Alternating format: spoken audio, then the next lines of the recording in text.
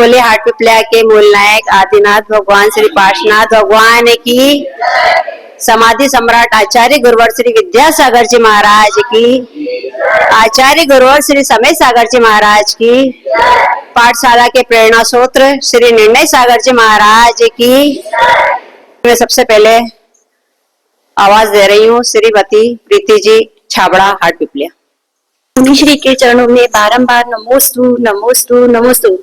मुनि श्री, मेरा नाम प्रीति छाबड़ा है। मेरा प्रश्न आज का यह है कि राजा श्रेणी का पूर्व भव या वर्तमान भव,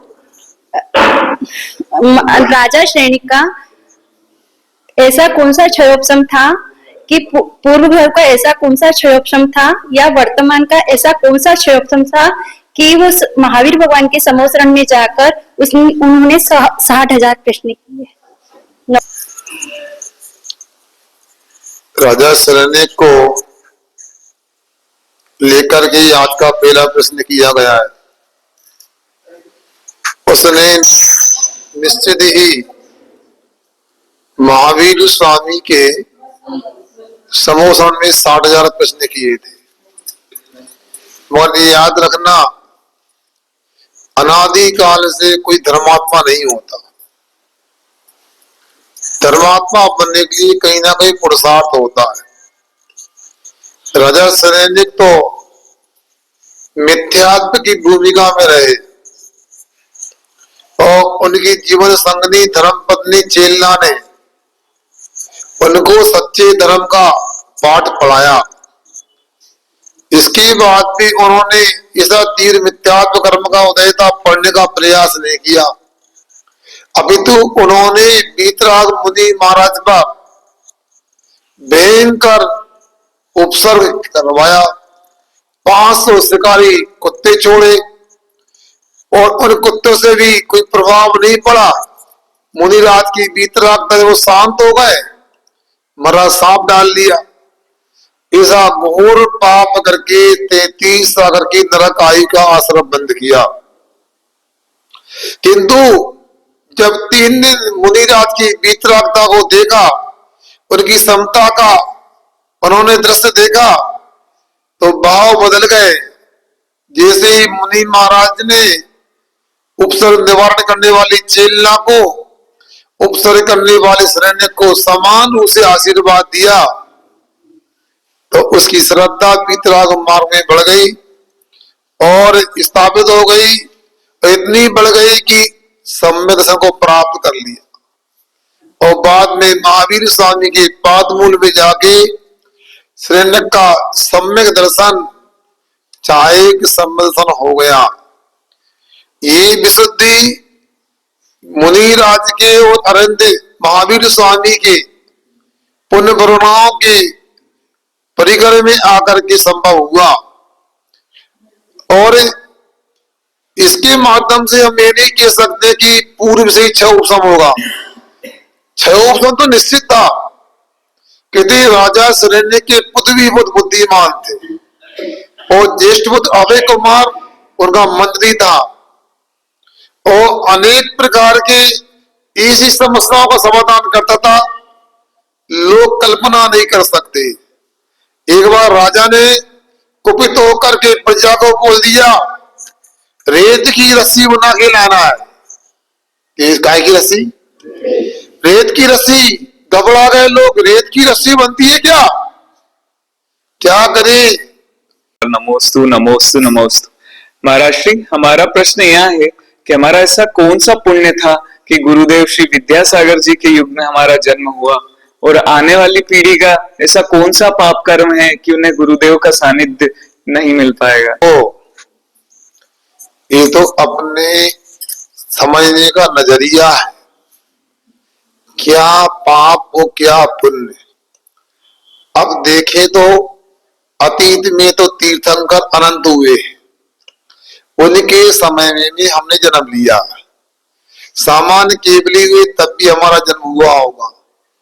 बड़े बड़े रिद्धिधारी मुनिराज आचार्य आदि हुए तब भी हमारा जन्म हुआ होगा और आज भी हमारा जन्म हुआ है। मात्र जन्म होना ही पर्याप्त नहीं होता, मैं तो पुण्य का उदय तब मानूंगा कि जन्म हो जाए और आचार्य विद्यासागर जैसे महामानव के बताए मार्ग पर हम चलने लगे तो सार्थकता हो सकती है। आज श्री के जीवन में तो कितने लोगों ने जन्म लिया, पता लगा शराब का भी त्याग नहीं कर पाए, पता लगा रात के भोजन का भी त्याग नहीं कर पाए, ऐसा जन्म भी क्या। यदि आने वाली पीढ़ी उनको आज श्री का सत्संग नहीं मिला तो उनके उपदेश का वो आचरण करेंगे तो मैं तो अपने से ज्यादा धर्मात्मा उनको, पुण्यात्मा उनको मानूंगा मैं। इसलिए अपने को ही पुरुषार्थ करना चाहिए, इसमें शक नहीं। ऐसे महामानव महान साधक हमेशा उपलब्ध नहीं होते, मगर आपसे मैं कहना चाहता हूं हमको ज्यादा मायूस होने की आवश्यकता नहीं। उनके परद हस्त से, उनके पावन पावन कर कमलों से अनेक साधकों ने दीक्षाएं ली है और ऐसे साधक भी आज हैं जो अपने लिए सन्मार्ग दिखा करके कल्याण मार्ग प्रशस्त कर सकते हैं। अभी आप क्या समझते हैं, हमारे संग में एक से बढ़ के एक साधु है, एक मुनि महाराज हैं, एक आहार एक उपवास करते हैं और तीनों समय की खड़े होकर सामायिक करते हैं। उनका नाम श्री चंद्रप्रभ सागर जी महाराज, और भी बहुत से अपनी साधना करते हैं। लाभ लेने की बात है। मैं एक बात और बोल दूं आपसे, पुण्यात्मा होना अलग, धर्मात्मा होना अलग। परम पूज्य आचार्य श्री तो एक ऐसे महान व्यक्तित्व के धनी थे, वो पुण्यात्मा भी थे और धर्मात्मा भी थे। इसलिए अंदर की साधना भी उनकी पराकाष्ठा को प्राप्त थी तो उनका पुण्य भी पराकाष्ठा को प्राप्त था। पंचम काल में जन्मे थे मगर उनका यश कीर्ति ऐसा था, मैंने प्रातः काल भी कहा, पूरा नाम लेने की आवश्यकता नहीं। किसी के सामने के तो आचार्य श्री तो वे समझते आचार्य विद्यासागर जी की बात हो रही है।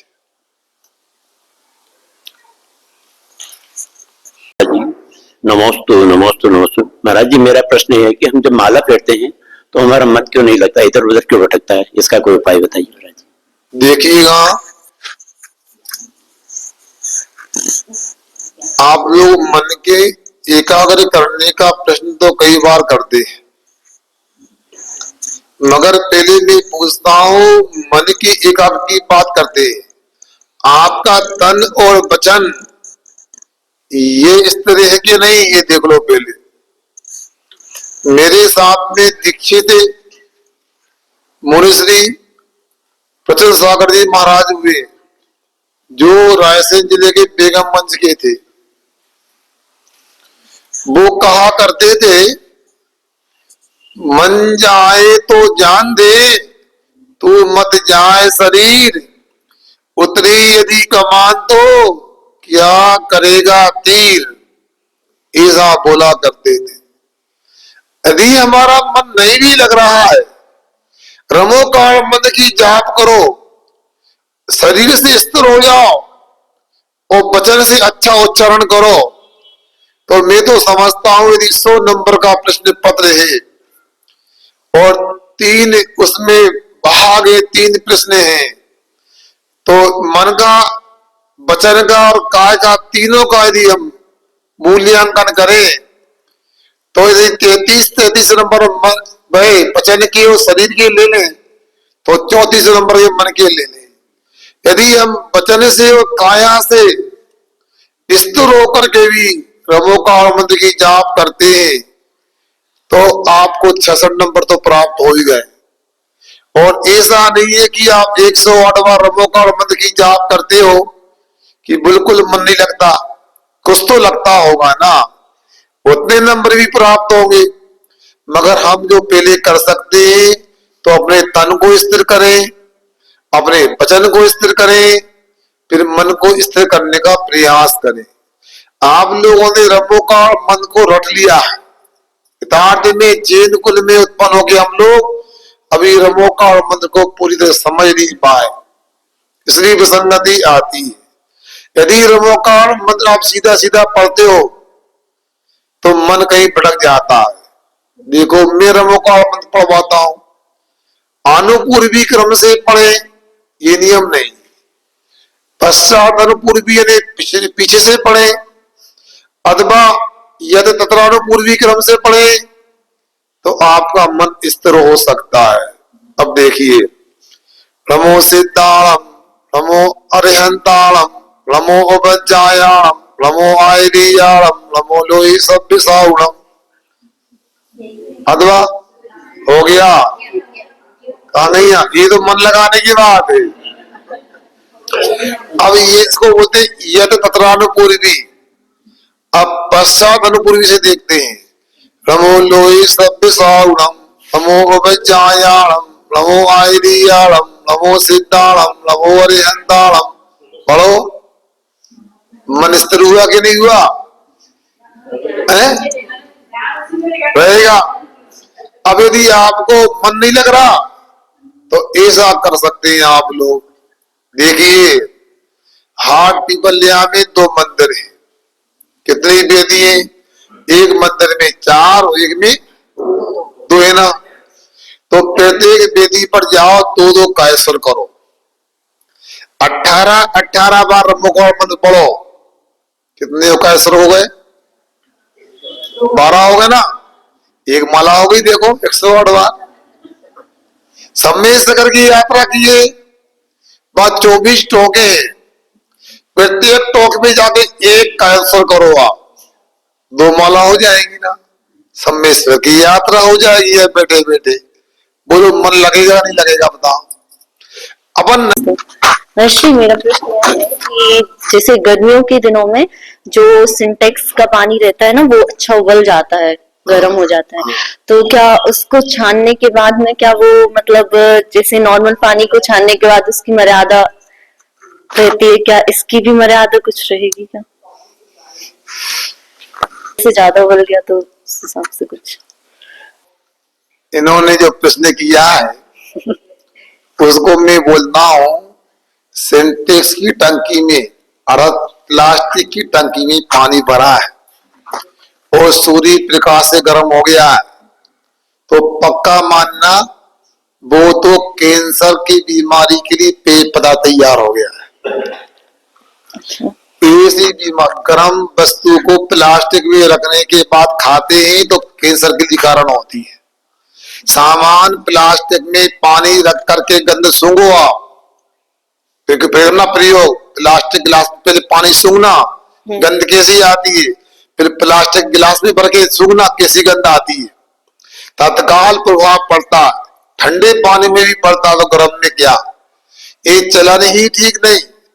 पुराने जमाने में तो लोग कई किलोमीटर से कुआं से पानी लेके आते थे, फिर बाद में यदि नल व्यवस्था हो गई, आलसी हो गए, प्रमादी हो गए, तो सीमेंट की टंकी बनती थी। और आज लोगों ने ऊपर ज्यादा वजन न पड़े और सस्ता काम हो जाए, आप लोगों ने प्लास्टिक की टंकियां रखना प्रारंभ कर दी, बड़ी बड़ी। इसमें धूप पड़ने से और उसमें रासायनिक प्रक्रिया होती है। आप तो कोई केमिस्ट्री पढ़ने वाला कोई शोधार्थी हो तो पूछना उससे कि क्या होगा, उसमें पता लगेगा। उसमें पानी गर्म हो गया ये तो पक्का है, उसमें जीव तो नहीं है उस समय। वो अच्छा गर्म हो गया तो उसमें हम के तक 6 घंटे जीव नहीं होंगे, मगर जीव तो नहीं होंगे, मगर जीव को बीमारी हो जाएगी। तो पानी तो जीवन है ना, तो ये तो उल्टा हो गया, जल ही जीवन है तो जल ही शेर हो गया है। तो इसलिए अपने को ऐसा नहीं सोच करके प्लास्टिक से बचना चाहिए। ये आप लोग ध्यान रखो। शादी विवाह होती कैसे प्लास्टिक का प्रयोग करते बताओ।